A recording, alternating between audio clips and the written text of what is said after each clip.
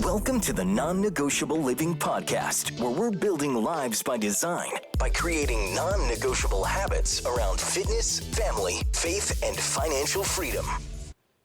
Hey friends, Ashley here. Today we're going to have a real raw conversation about confidence. And I'm not talking about the motivational quote kind and not the fake it till you make it kind. I'm talking about the real kind, the kind that starts in childhood and far too many women get stripped away far too early. So let's get into it. I want to talk about when confidence starts to break. Research shows that by age 5, little girls are already aware of diet culture. And I want you to let that sink in. At the same time they're learning their ABCs, they are also learning what it means to be thin, and that thin is better. According to studies, 80% of 10-year-old girls have already been on a diet, and it doesn't stop there. By the time girls hit adolescence, their confidence drops by 30% between the ages of 8 and 14. 8 years old, that's when their confidence drop is happening.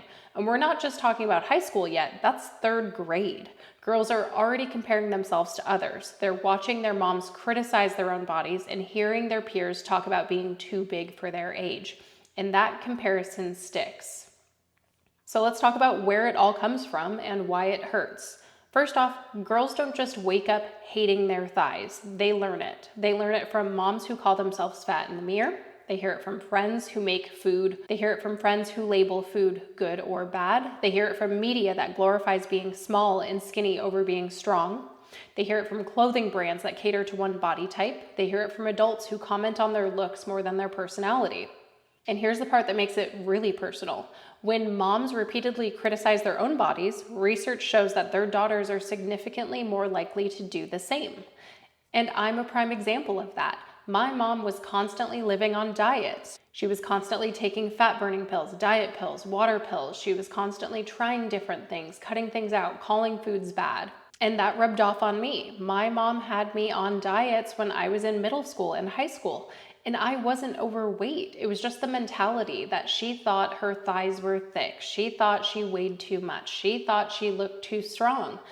And my body looked just like her. So what do you think I thought about mine? Girls internalize what they hear, and they copy what they see, and they pick up on every single comment, even the ones that we think are harmless.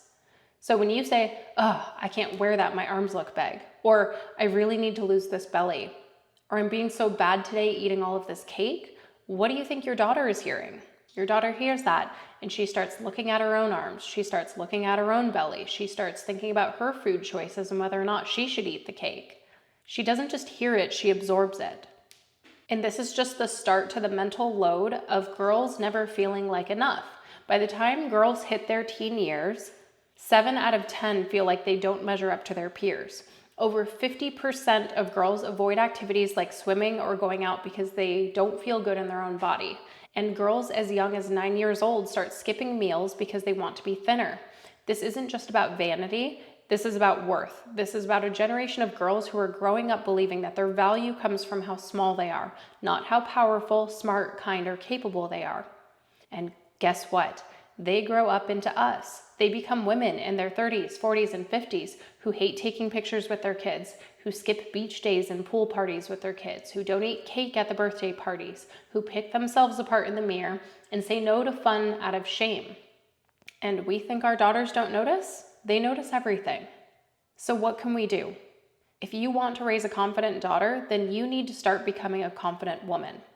Even if it's uncomfortable, even if it takes time, because no amount of "you're beautiful just the way you are" matters if she watches you rip yourself apart every single day. So let's talk about 5 ways that you can start shifting this for you and for her. You have to watch your words, especially about yourself. You need to stop calling yourself names in front of your kids. If your daughter hears you talk about your fat arms or your disgusting belly, she's going to learn to hate hers too. She looks up to you. You need to speak to yourself like she's listening, because she is. We need to normalize eating all of the foods, not skipping meals, not labeling foods as bad. Eat the cake, eat the pizza, eat the salad. Let her see balance, let her see freedom, because restriction is a prison and she deserves better. You need to get in the damn pictures. Even if you don't feel your best, even if your hair's a mess, even if you're bloated, one day all your child is going to have is those memories. So you need to make sure that you're in them. You need to learn to compliment more than appearance. Praise her creativity, her kindness, her courage, her strength, her ideas. Let her know her power isn't tied to the size of her jeans. We need to lead by example with strength, not shame. Move your body because it feels good. Lift weights because it makes you feel strong. Take care of yourself because you love your body, not because you're trying to shrink it. And let her see what that self-respect looks like. Not that it's punishment, not that it's something we do because we hate ourselves, but it's something we do because we love ourselves and we want to take care of ourselves. We have to remember that confidence doesn't come from being perfect. It comes from watching the people we love most live like they're already enough. And the truth is, your daughter will learn to treat herself the way she sees you treat yourself. So we need to start doing better for her, for you, for every woman who grew up thinking that her body was a problem. You're not broken. You just need to heal. And that healing starts with how you speak to yourself today so you can set a good example for her tomorrow.